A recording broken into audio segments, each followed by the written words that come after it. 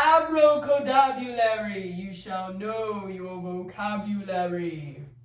I just transferred my wizard energy onto you guys so you can become word wizards. So that you can learn vocabulary words until you're a wizard at them to teach your friends. We understand? Yes. Today we're going to be learning about context clues. And our standard is to identify and use context clues, word relationships, reference materials, and or background knowledge to determine the meaning of unknown words. We are also going to identify reasons people came to the United States throughout history. And our objective today is, given the passage, Immigration and Culture, students will create 2 vocabulary foursquares, like this, depicting both vocabulary terms with 6 out of 8 squares depicting the term correctly. Okay? Okay. Can anyone tell me what they believe context clues are?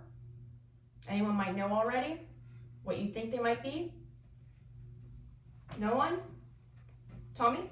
Like clues in a text that'll help you understand the meaning. Good. Context clues are clues in a text that'll help you to define a word by using the words around it. I'm going to pass out some example sentences. There we go. And I have them shown right here as well. I'm going to show you how to find a definition first.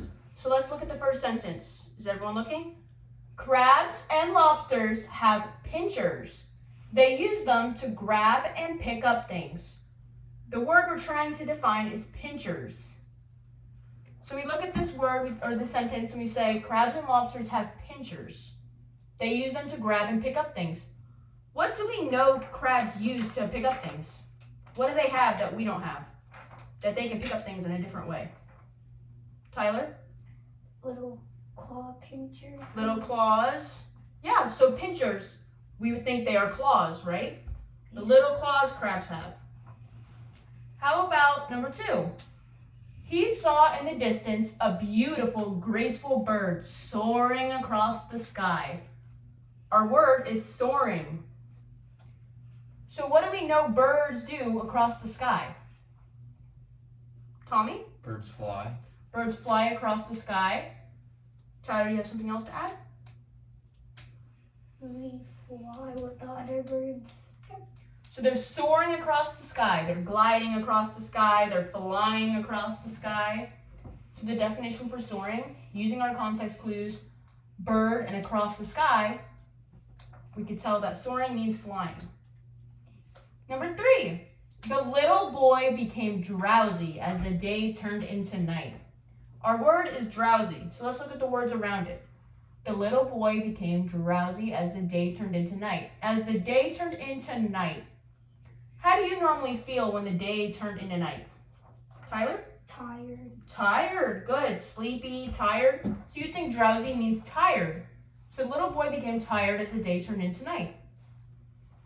Number 4, the ant looked minuscule standing next to the house.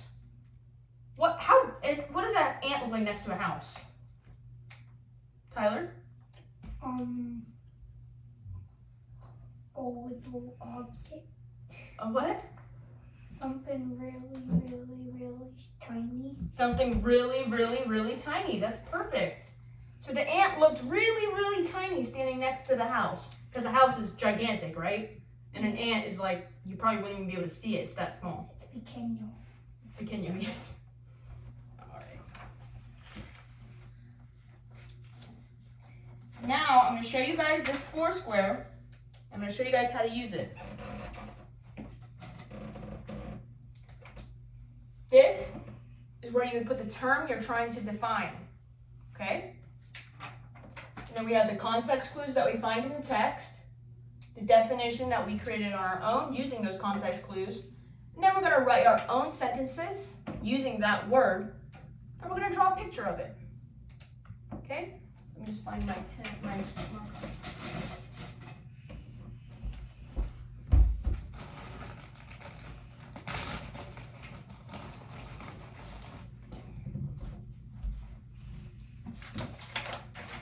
now I'm going to pass out a passage to you guys.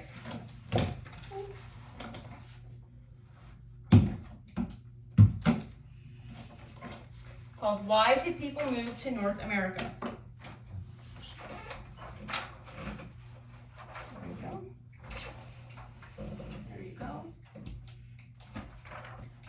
I'm going to read this passage out loud, and we're going to look for the word famine. Does everyone understand?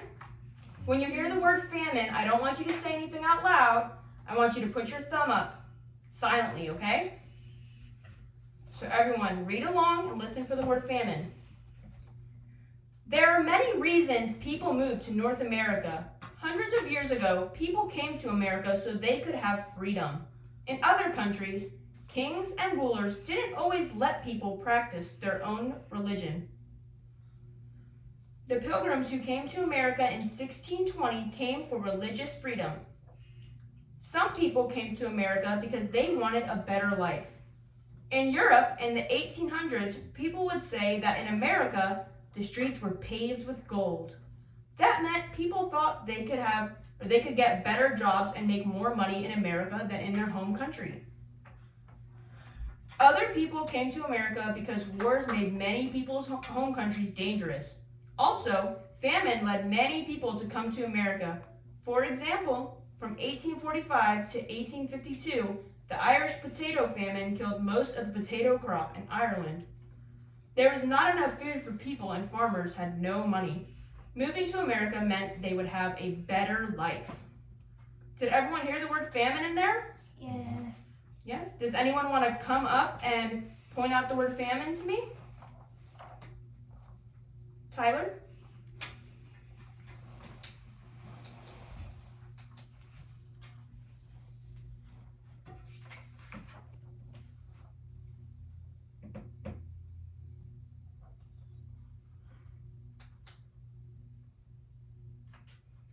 Good. Good. So Tyler pointed out the word famine in the Irish potato famine killed most of the potato crop in Ireland. Before that, the word famine is also used where it says, also, famine led many people to come to America. Can everyone underline the word famine? You can underline it both times if you'd like. I'm going to write the word famine in my vocabulary of Foursquare. And can anyone tell me the context clues used that we can help to define famine? Tommy? It killed most of the potato crop in Ireland. Good. Killed most of the potato crop.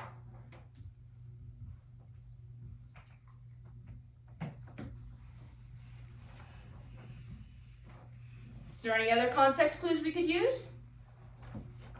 Don't. Tyler? I don't remember. Okay. Tommy? Led many people, led many people to come to America. Led people to come to America. So how can we define famine?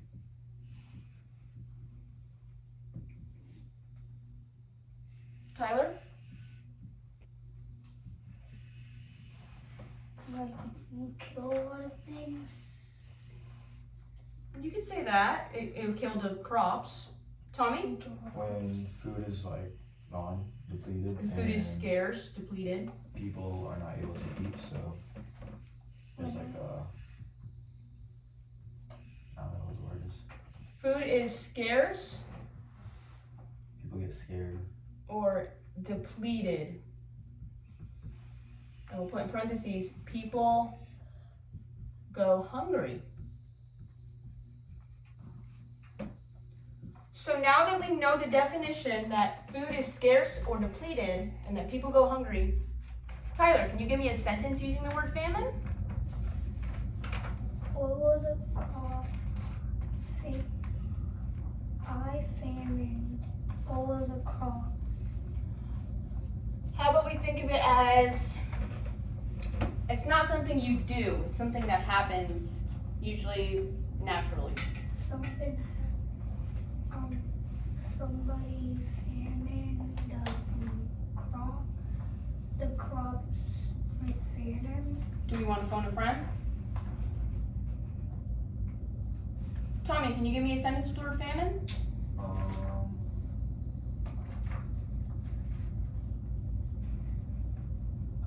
It looked like there was a famine in my house because all the food was gone. Okay. It looked like there's. Okay. So it looked like there was famine in my house. As there was no food.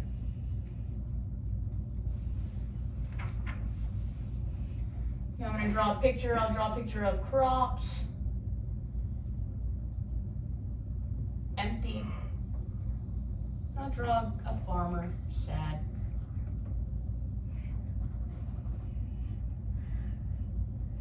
Because he has no crops. Okay.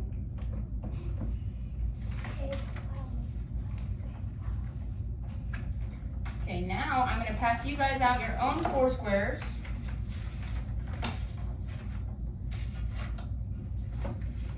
As well as a passage and an index card with one number on it. Don't look at the number just yet. And this passage is titled Immigration and Culture. Here's your four squares.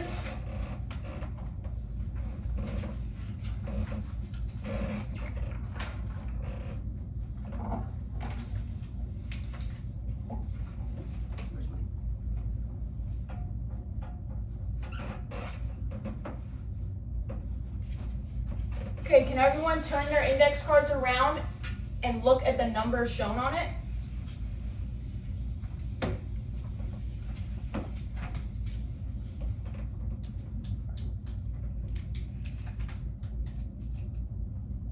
Everyone saw? Yes. If you have the number 1, I want you to partner up with someone that has the number 2. And vice versa, if you have the number 2, partner up with someone that has the number 1.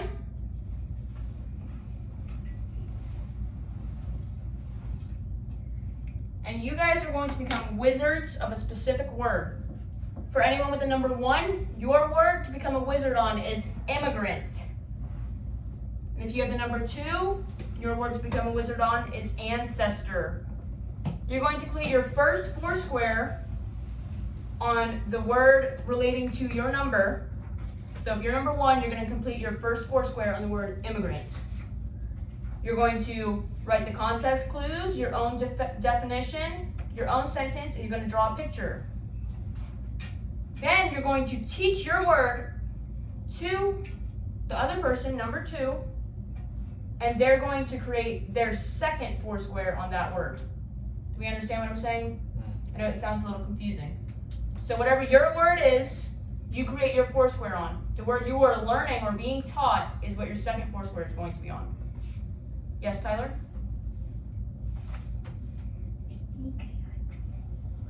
No, it's okay.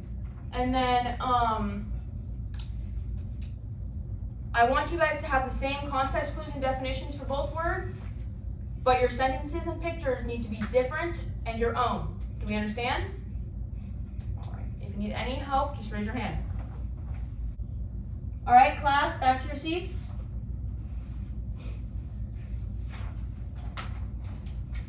Now I want everyone to stand up and summon your wizard voice.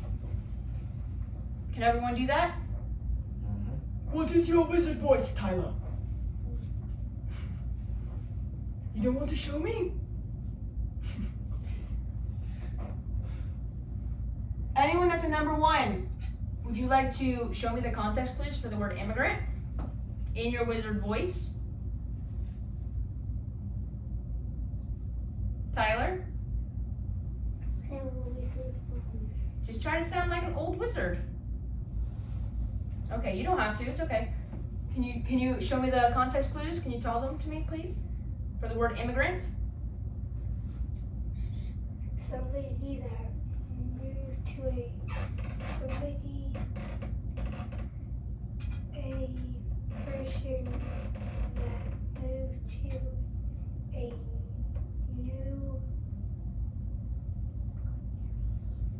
new land? Yeah. And what was your definition you made for that? My grandma moved to a different country. I'm guessing that's your sentence. So your grandma is an immigrant from a different country? Okay. What was your definition you created? A person that moves to a different country. All right, everyone, let's repeat that in our wizard voice. That an immigrant is a person that moves to a different country.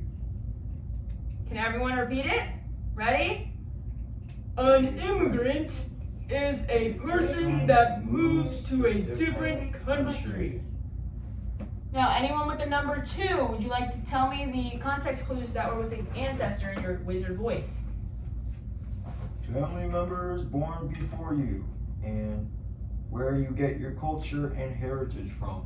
Good. Now, can you give me a definition of ancestor? The people in your family that come before you. All right, let's repeat that in our wizard voice. Tyler, stand up. Can you repeat that again, Tommy? The people in your family that come before you. Okay. So an ancestor is the people in your family that come before you. Good. Does everyone think they have an understanding of how to define words using context clues? Mm-hmm. All right, I'm going to pass out these index cards, your exit tickets. You guys can take a seat. And I want you to write what you now know about context clues. That can be how you can use context clues in your personal life, in your personal reading, to define words, how you understand or how you can find context clues, what context clues are. Just write anything you now know about context clues.